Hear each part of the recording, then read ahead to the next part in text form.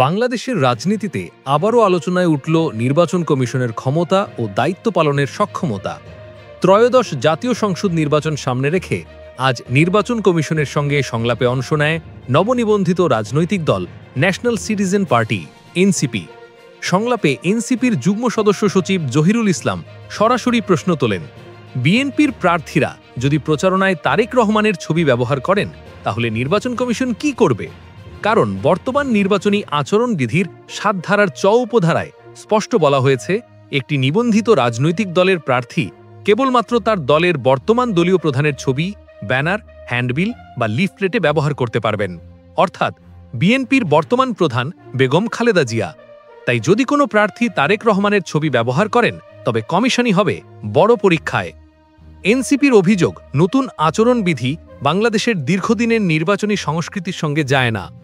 যেমন চট বা কাপড়ে ব্যানার বাধ্যতামূলক, সাউন্ড বক্সের শব্দসীমা ৬০ ডেসিবেল। কোথায় অভিযোগ জানাতে হবে তার স্পষ্ট নির্দেশনা নেই। তদন্ত কমিটির সংজ্ঞাও নির্ধারিত নয়। দলের দাবি, এতে কিছু প্রতিষ্ঠিত রাজনৈতিক দল কাঠামোগত সুবিধা পাবে।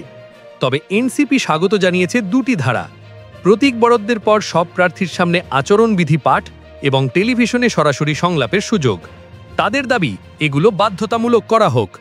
সংলাপে এনসিপির মুখ্য সমন্বয়ক নাসির উদ্দিন পাটোয়ারি নির্বাচন কমিশনকে কঠোরভাবে নিরপেক্ষ থাকার আহ্বান জানিয়ে বলেন, কমিশন যদি দলের নয় সংবিধানের প্রতি দায়বদ্ধ থাকে তাহলে এনসিপি শতভাগ সহযোগিতা করবে। জোটের প্রার্থী নিজ দলের প্রতীকে নির্বাচন করবে, গণপ্রতিনিধিত্ব আদেশে এমন সংশোধনকে সাধুবাদ জানিয়ে নির্বাচন কমিশনকে এই সিদ্ধান্তে অনড় থাকারও আহ্বান জানান তিনি। এখন দেখার বিষয়, তারেক রহমানের ছবি ব্যবহার হলে নির্বাচন কমিশন কি সিদ্ধান্ত দেয়। এটা কি নতুন বিতর্ক শুরু করবে, নাকি কমিশন তার সক্ষমতা প্রমাণ করতে পারবে? এই খবর নিয়ে আপনার মতামত কি কমেন্টে জানাতে ভুলবেন না। ভালো লাগলে লাইক, শেয়ার ও সংবাদমহল চ্যানেলটি সাবস্ক্রাইব করুন।